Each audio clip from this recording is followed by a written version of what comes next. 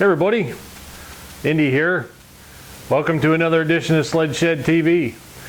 As you can see, our TNT chassis tore down pretty far. I was doing some cleaning, and we have returning advertiser Boyesen, and we're going to put in a set of their rage cages and power X-wings in the TNT chassis. So come on along, and we'll go back here and I'll show you what they sent us.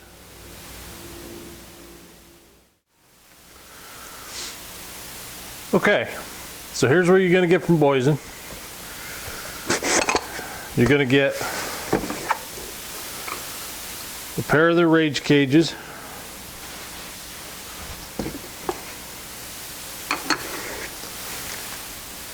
set of gaskets, new bolts for around your boots,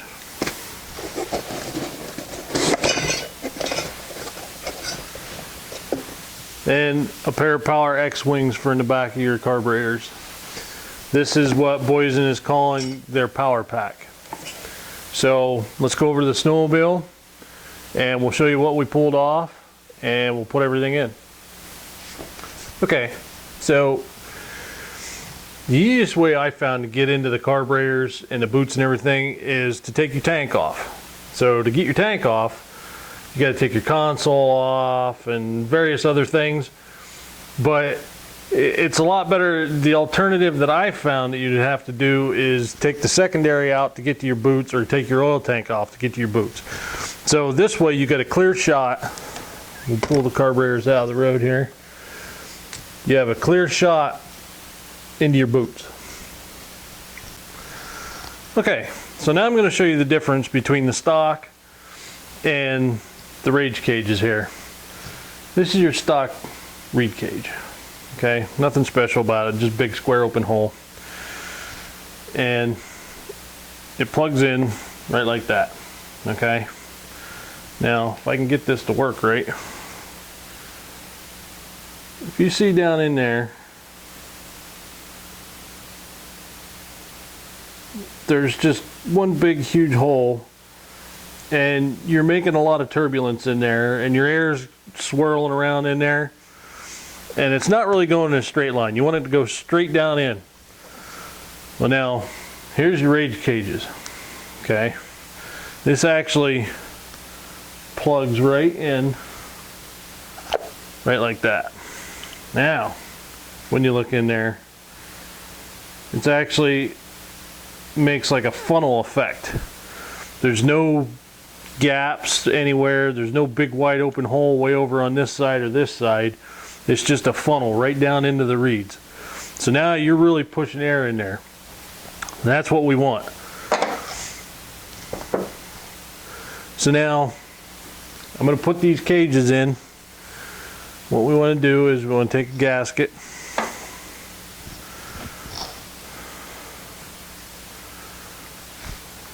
put it over your rage cage,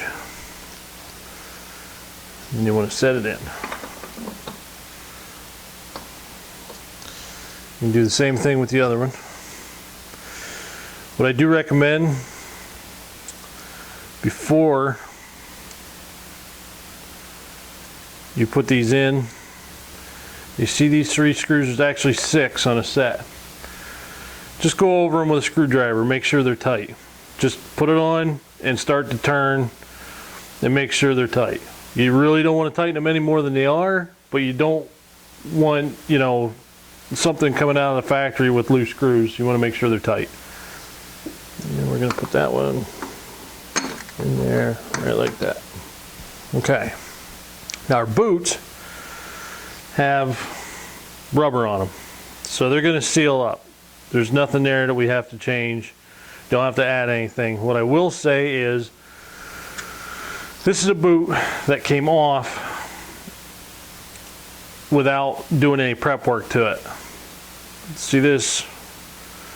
You would call it, you know, corrosion from the aluminum on the ends of your carburetors.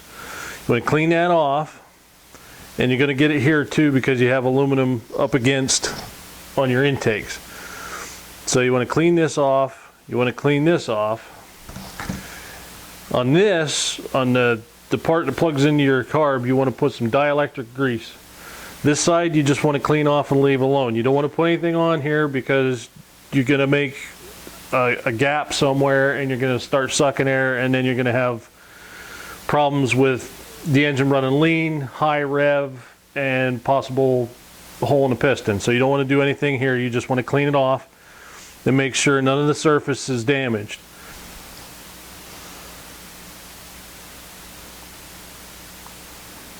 I'm going to plug that in, put it in, and then what you need is the bolts that Boyesen supplied for you.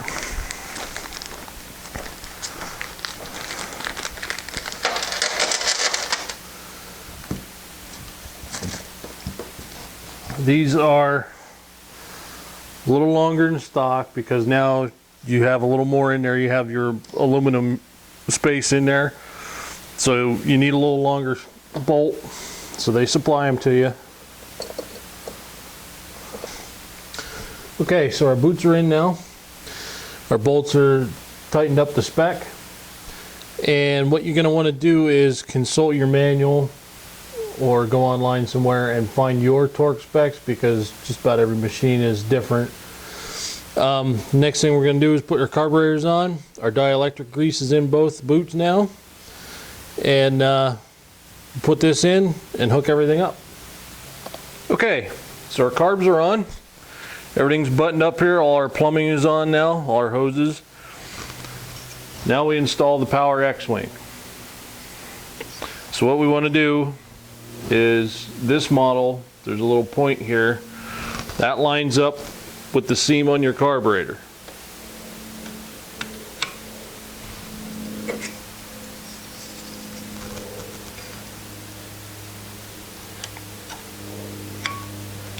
Simple as that. Now they're on. Now all we gotta do is put our airbox in and our fuel tank, and we're ready to start it up. Okay, so before we go any further, we're going to start this up and see what it'll do. Just remember, you have to have your DSS plugged in, otherwise it's not going to start at all. So here we go.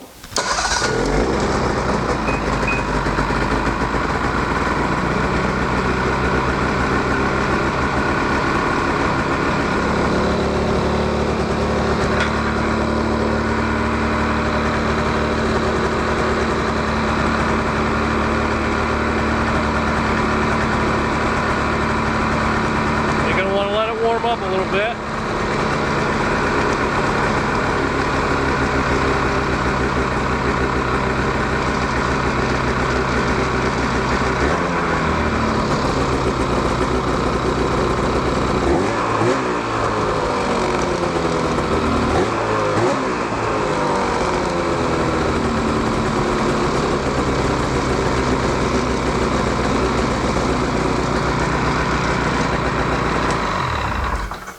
Okay, so it sounds good, and we'll finish putting everything back together. Okay, it's all done, all buttoned up, put back together. Now's the moment of truth. Start it up and see what it does.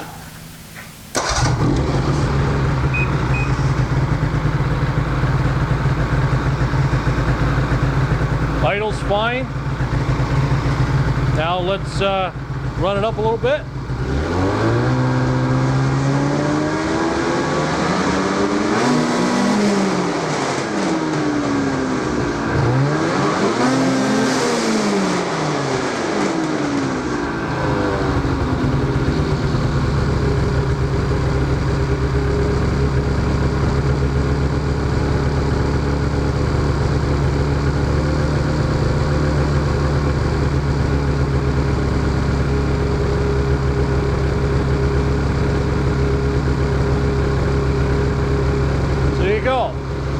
Right up to 8 grand, right back down your idle. So we're done, good to go. Boyesen states that you shouldn't have to change your main jets, but that a couple miles down the road you should check your plugs to be sure. And I've never had any problem with them, whether it be bikes or snowmobiles or four-wheelers. I've put Boyesen reeds in dozens of things and never really had to mess with the main jet. So like I said, you should check it down the road a couple miles. Just make sure your plugs are running that chocolate milk color on them, and you should never have to worry about anything. The install was rather simple, and I can't wait to get it out on the snow and see how those power wings are going to work. So for that, I'm Indy. If we don't see you before, we'll see you on the trail.